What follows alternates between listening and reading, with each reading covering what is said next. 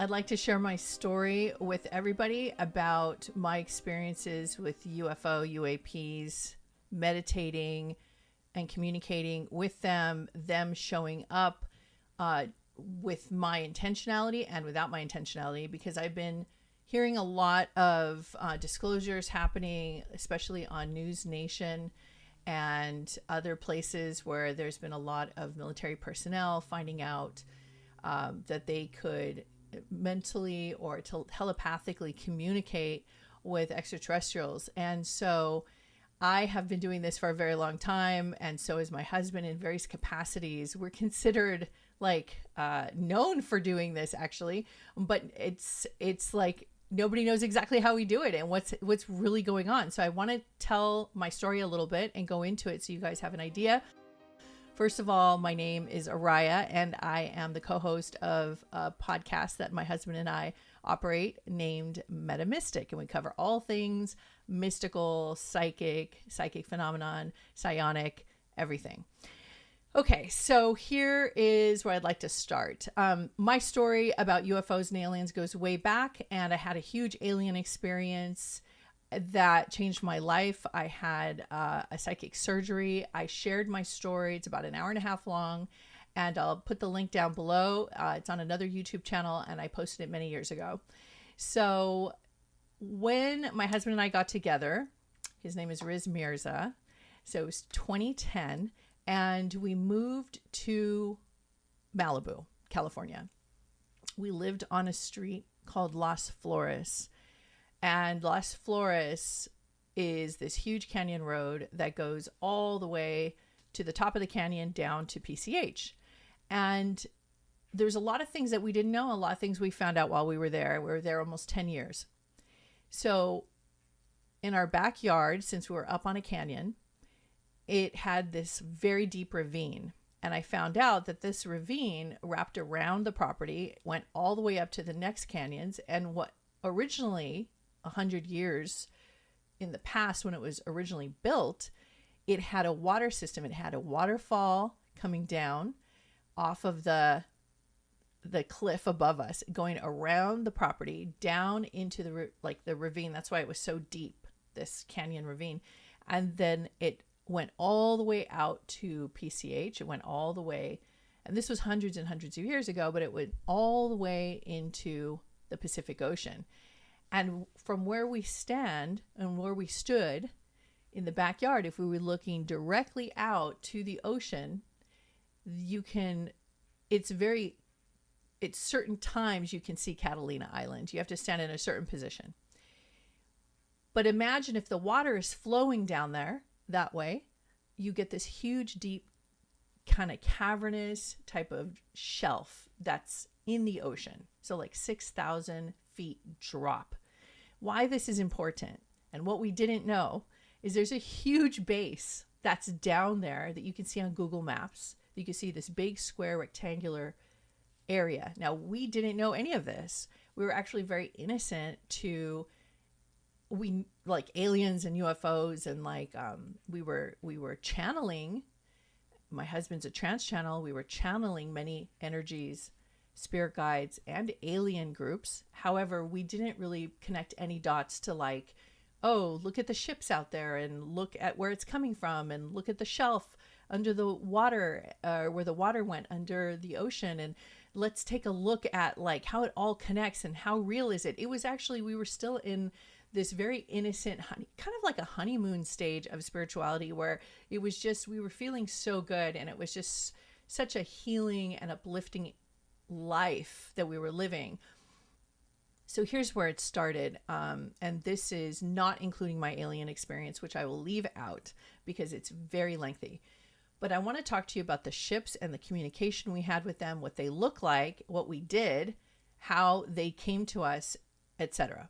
There was this like canyon jutting out, and it's like a little mountain canyon, and it made our view kind of look like a V. So can you imagine? So we're standing here, there's canyons this way, and you're looking through the ravine. And on this part of the canyon, we're facing the ocean. There, every single night, there was a glowing light that was just hovering right above the cliff. And that light was super, super bright, the brightest thing in the sky almost. You know, we thought it was a star at first. And every time we would go outside and we would look, this is how it started. And we would look at this star. It was just standing there. All of a sudden, it just started moving, and it would move like this, and this kind of like very slow, and it would just move like this, and it would go down. Now, fast forward, go down around the mountain, and we couldn't see it anymore. And this was 10 years of us interacting with this ship. So every time we would go out there and we would try to kind of trick it, every time we would go out there, it was like it knew we were looking at it, which was so weird. And nobody understood that. We would stand there and it would just go around the mountain.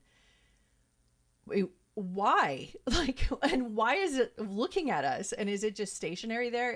How are they aware that we're like a good mile and a half up from PCH? Why are they looking at us? Whoever's in that ship. So it was just very strange. So what we did was we tried everything to try to trick it to not know we were there. But no matter what, it always felt our consciousness and always saw us, and it would always make that maneuver. And we would get a lot of different people to come to our house when they would come to do the channeling circles with us or other, you know, spiritual healing things that we were offering. They would come to our house and we'd ask them, if they were there at night, we'd ask them to go stand on that point and see if they see the same thing. And we were very curious to see if they would do that. And it would. So it didn't matter who it was. They would sense us looking at it, and then it would maneuver. And it was always stationary, and it was always in the same spot. And I bet to this day, if I go back there, it would still be there. So we don't know what that is, right? But we clearly know it has to be a UAP. I mean, it has to be, because it's conscious. It's not like a satellite. Like, it's just, you know, it's not a star. It is a moving object, and it has the same motion, and it does the same behavior each time. So now we were there a few years, and I bought a telescope for Riz for his birthday. And it was kind of like a high-powered telescope. And it was, I'm trying to remember the name of it. If I can remember, I'll put it in the description. But so I bought this telescope, and I said, this is for us to like look at UFOs and also try to see what that thing is. And it was still very innocent back in those days. Like, we just didn't really know what it was. So we would put the telescope there, we'd go and look, and sure enough, not only was it there, it would do the same behavior. But we got a chance to take a look at it. And it looked like, have you ever seen a soap bubble? Like, I know that sounds crazy, but like when you're in the bathtub, the soap bubbles kind of rise. And if you look at them very closely under a microscope, they're like iridescent, and they have like lights, and they're moving. It's kind of like you're looking at all these like wave patterns of like lights moving. It looks really cool. And that's what it looked like. It was very similar to that. It was like moving. Well, that sparked our interest, and we were like, well, let's see what else we can look at. So we started looking at other things that we would see in the night sky. And sure enough, we would see more and more and more of these moving phenomenon. We'd see these lights moving like that. And so then sometimes, you know, without a telescope, we would stand and look at the sky because there was less noise, light pollution in that area. And we would see rotating lights. You could actually see the little lights rotating on a stationary light, white light stationary with blue and red lights, or blue, red, and green light rotating around it. And so we would try to capture that on telescope as well. During this time, we filmed a lot of things. Now, this is between 2010 and like 2015. And since then, I have no idea what I did with that phone. I have no idea what I did with those files, because it was back in the day and I wasn't even focused on like, you know, documenting anything. It was for fun. We didn't really think it was a big deal. I don't know why. I think we just felt comfortable and realized that it's just a part of nature, is to have alien technology. Of course, like, oh, look, there's a ship. Oh, look, there's a ship. And we would bring people who have never seen one before. They'd come to our house, and we'd take them out at night, especially. And we'd point and show them. And of course, they would see them move and zigzag. So there was tons of activity, and there was always activity there in Malibu. So as time went on, as it was like 2016 going into like 2022, around that time, or I would say because we moved out in 2019. So it would be 2016 to 2019. So we were looking, and we would see these UFOs and we'd understand. But then there were certain things that happened, and we had big windows that were all around the house facing the ocean. So when we were inside the house, there were certain things that happened where we would be alerted or saw a light flash, and we'd run out to the window. We'd look through the window, and in the dark ocean, in the horizon, we would see a light. Sometimes it looked like the light was going, it was just stationary above, right above the water, and then it would drop really fast into the water. That we have actually visually seen that. We also saw a helicopter chasing a UFO in that area one time. And we have seen all sorts of phenomenon like that. It was just a regular occurrence. It was like a hotspot, and we would make jokes that it was like a airport. It was like a thoroughfare, you know, like it was like a massive attraction area. And so we were like, how come this is not talked about more? Why is this not like reported? Why are more people not discussing it? So we talked to the locals, and people have been there 50 years. And they said, oh, yeah, we've been seeing those ships a long time. Everybody knows about it. We've talked to people that were, you know, old enough to remember, you know, during that time period in the 60s and all that. And they said, oh, yeah, you know, Malibu and this area is very known for high activity. And I'm like, why is this not like a big conversation? Why are more people not discussing this?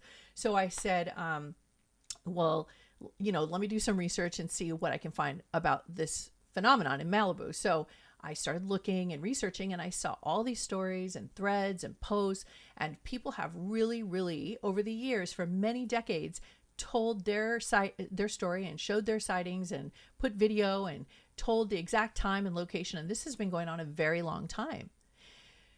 So that's part one, is how many sightings we had in Malibu, and that's just Malibu. Now, fast forward, we travel a lot, and in different areas that are hotspots would be like, for instance, Sedona and Mount Shasta.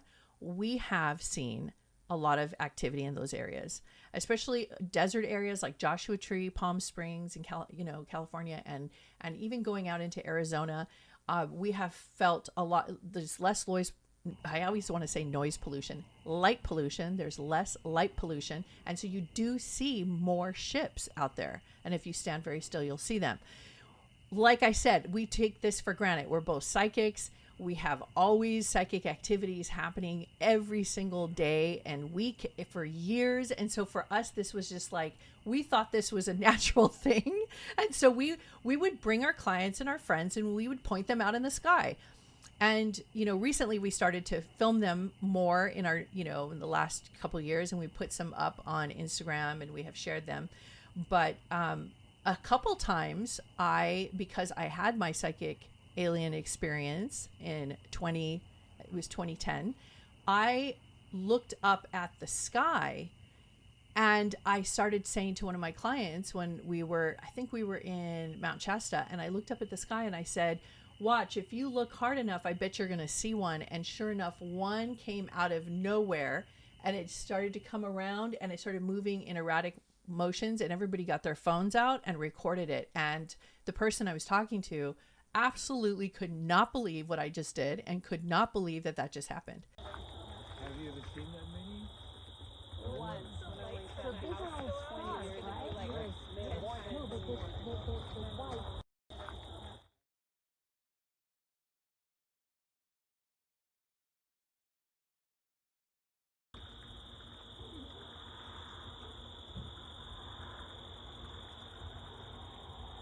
We just talked to UFO.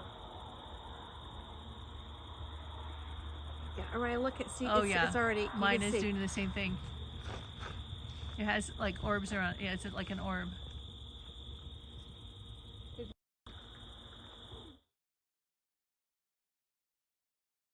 And I started connecting the dots, and I realized, oh, you know, I think what's happening is that I actually maybe am calling them in, because I do have this connection. Riz is a trance channel and channels alien groups, and we have psychic activity happening. We're considered I think it's called a psionic couple. We have a lot of skills in this area. So our antenna is very high. Our communication levels are pretty wide open. So maybe that's why we see so many. So we started kind of trying to track when and where this happens. And we tried many things. So Dr. Greer has this program C5 where you meditate and you can call them in, right? It's very concentrated and focused. And for some reason, we've never had to be very concentrated and focused. We would just think about it or like talk about them and they would show up. So I didn't understand why it was so hard. That's what I was wondering, like, why is this like you have to have groups of people come together and focus and meditate, and everybody has to get very intentional, and then you can meditate with the UAPs and call them in, and maybe mentally have telepathic communication with whoever's inhabiting the UAP, and then you can also have possibly the ability to man the craft or maneuver the craft. All this sounded way, way hard and very technical. And that is not our experience. Our experience is that we would just talk about them, feel them, and they show up. It was just super connected. So we thought, well, maybe we just have these abilities then. And we know we do, but like maybe we can be more focused and concentrated in an area. So I said to myself, well, they're extraterrestrials, are from quote unquote the future, right? They're more advanced in that way. So why don't I communicate with them about maybe helping me heal some of my issues? I had health issues during that time. And I was like, maybe they can help me. So I started this process where I would lay in bed at night and I would imagine the ceiling all like slowly disintegrate and disappear. And I would feel myself floating and going into space, and where I could see planets and stars. And it's like almost like an adventure. Like if I was like having a very like graphic, beautiful, dimensional, imaginative journey. It was something I was conjuring up myself. But what would happen is I would start to go into this kind of transcendental state while I was imagining the ceiling disappearing and going into space. And so while I was doing that, I was also having the dialogue and the intention and the conversation of I would like to meet or talk to benevolent spirit guides or alien groups, especially if they can come and help me to heal certain parts of my body. And I would like to know that they're present, to make themselves known in some way, like, let me feel you kind of thing. Like, let me know you're working on my body. And sure enough, I was able to feel my body sensations change. There was electrical currents that would like start to run on like one leg, or I would have a warm feeling coming all over my upper torso, or I would have pins and needles on my feet, or I'd have like different kinds of like sensations that would happen that were like very energetic and electrical, it felt. And it was very peaceful, and I would just go to sleep, just kind of, it's almost like I felt safe, like they were taking care of me. So I just felt like I could just go to sleep.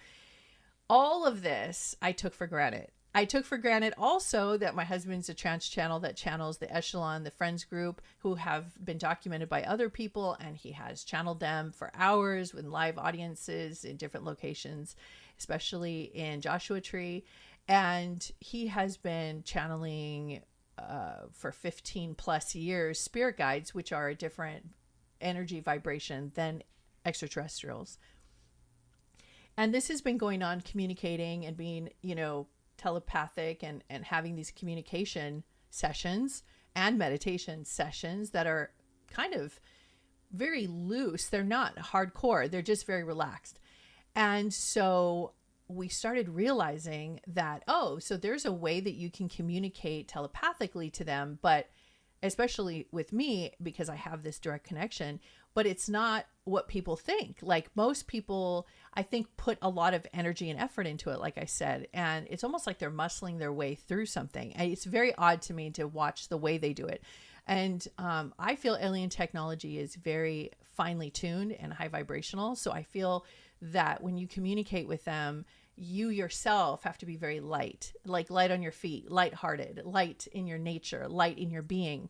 And you have to be somebody who is very open-minded, open-hearted. So it's like almost, I feel like especially you see the witnessers and people who come on the air and like come on the news and like go on shows and tell their experience, they all have something in common, which I always see is there's an innocence to them. That's something that I feel runs through people who have these experiences. People that are hardcore and like super closed off don't seem to have as many of these experiences.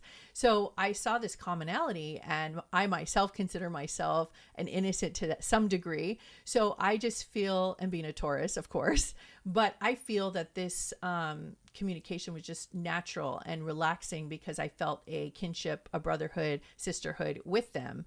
So I felt like that's their language. That's how they communicate. That's how they feel about us. There is great love. I focus only on the benevolent extraterrestrials. So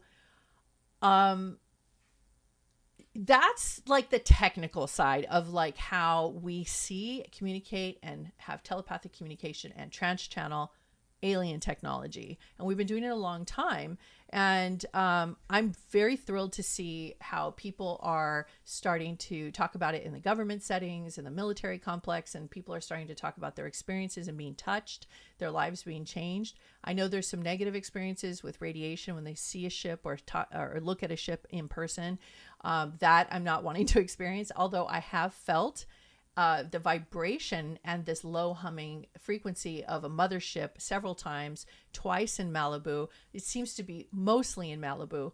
But the sound of a giant force that comes like a force field, I have felt it come over my head. And one of those times when we were in bed over the roof of our house. And one of those times I intentionally communicated with them and wanted them to come to me. So I felt like I called them in.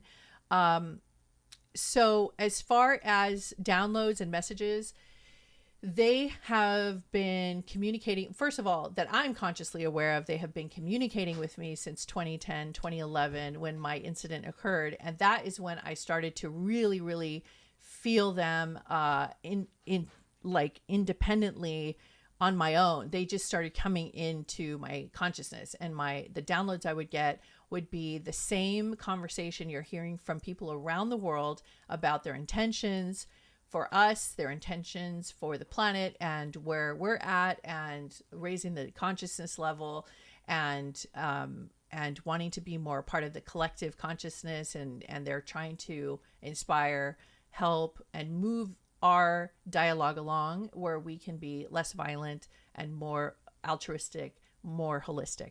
So I have been guided and given that same information. And before my alien surgery, quote unquote, I have never had any interest in aliens or UFOs at all, or extraterrestrials. My dad was a huge, like he was obsessed with it in the 70s and 80s when nobody else was. And I thought it was kind of weird. He would pop in these VHS tapes and he'd watch it. He just only cared about that. And looking back at it now, wondering, well, maybe he knew something because he used to work at Lockheed, and his father, my grandfather, worked at Lockheed, and my dad's mother worked at Lockheed. And for a time, his sister. So 4 family members worked at Lockheed at different capacities, and who knows what they were exposed to. So maybe that's why something happened, or maybe, because people have said that could be generational, where if they follow along the lines of a family member and their offspring, if there has been any communication or surgeries or abductions. And, as far as my story goes, I have had time lapses. I have had the psychic surgery, the alien surgery that my husband was there to witness, that happened interdimensionally. And I have it all in the video. Like I said, you can watch it. I think that helped with opening myself up and opening my mind to open dialogue and communication.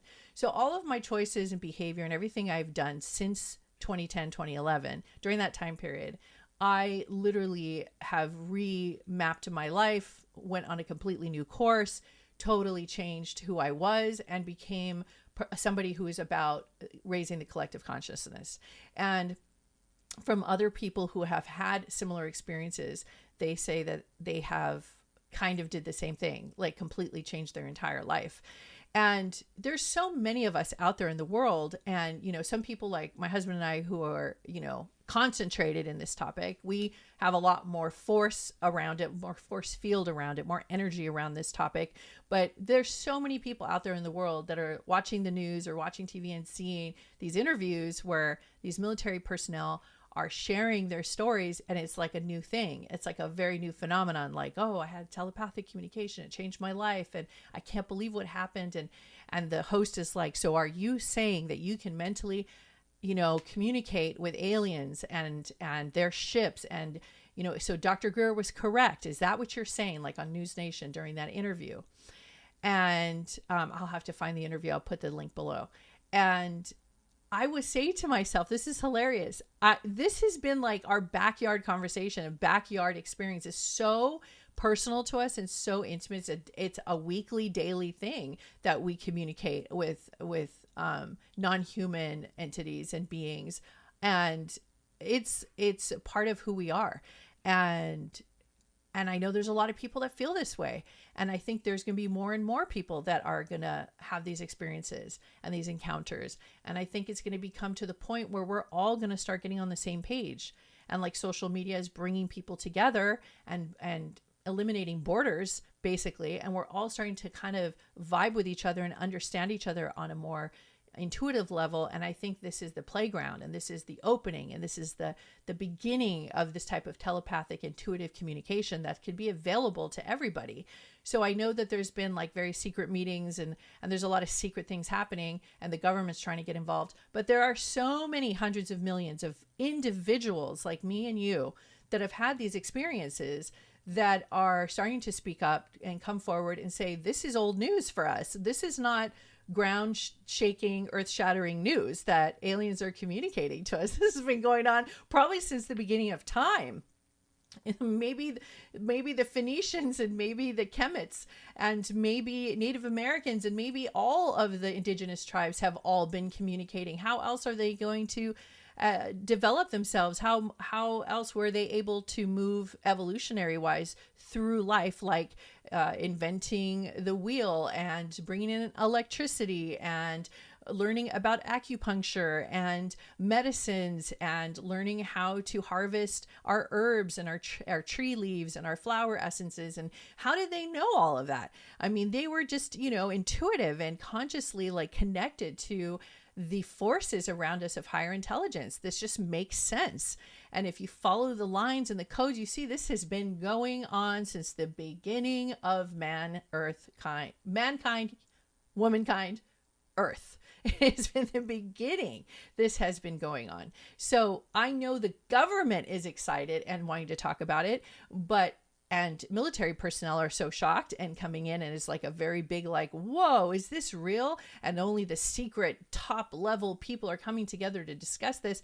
There are groups of people discussing this all the time, everywhere. We discuss it every day. It's in our house every week. We have groups of people that have come together and watched Riz Trance Channel Alien Technology weekly for decades. This is not new, you guys. This is not new. This is a very old technology that we're finally waking up to. But guess what? The average person, the individuals, the communities, our humanity, our race of humans, we have all started to realize there's more to life than just what you see in front of you. And we're starting to have more intergalactic communication. If you want to reach out to me, you can reach out to me at info@rizmirza.com, and we'll, I'm sure, talk about this subject many more times.